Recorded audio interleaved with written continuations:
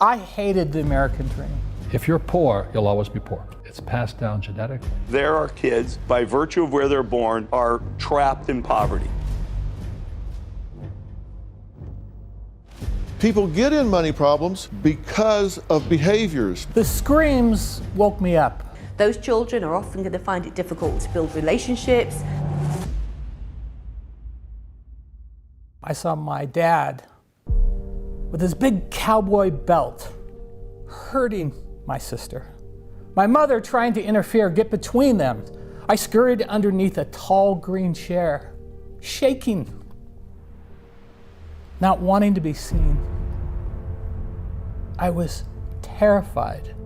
My father looked over and his eyes connected with mine. I knew what was going to happen. He was going to beat me next. And for whatever reason, he stopped and he walked away.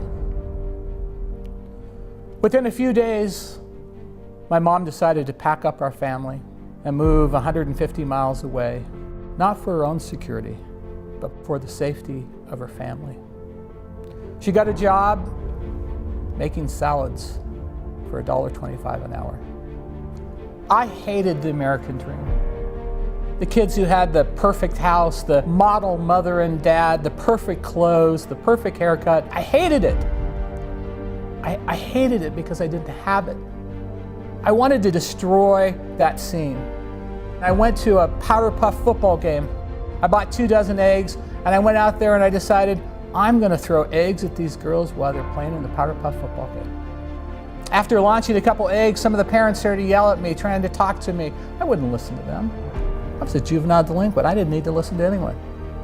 I felt a tap on my shoulder and I turned around. There stood 6'6", 280-pound Ryan. That's all I remember. I woke up a few minutes later. It hurt to breathe. My ribs were broke. My nose was displaced. My eye was blackened shut. And not one of those parents would help me. And it occurred to me the cruel karma lesson.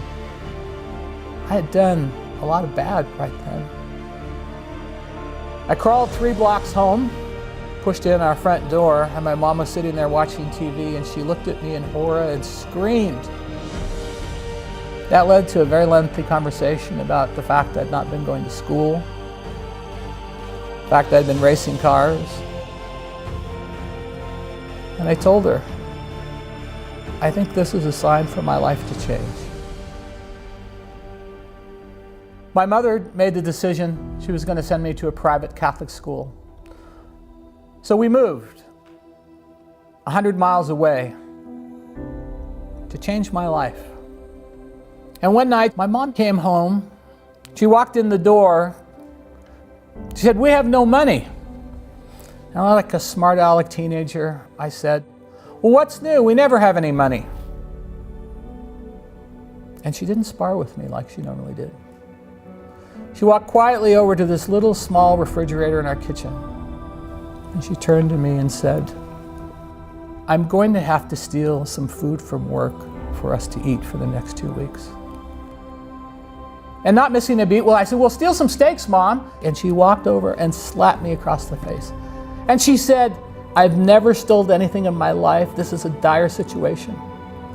I'm going to steal potatoes. And we're going to have enough potatoes to make potato soup to eat for the next 2 weeks." And she says, "I want you to remember this moment.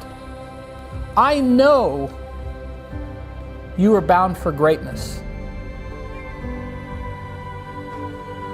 But never, ever forget this moment. Find the power in this, son. Find the power in this moment. In the darkest of times, you have to stop. Take a time out. Make sense of the things that have happened to you in your life. The pain, the struggle, the poverty. How do you make those things meaningful, that are positive?" We paid back those potatoes with interest.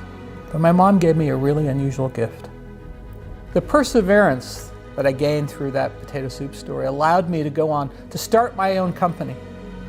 It's allowed me to have 2 phenomenal children. It taught me the values and the ethics that I needed to have, both in my company and in my family. We created the Potato Soup Foundation, and it's helped hundreds of people.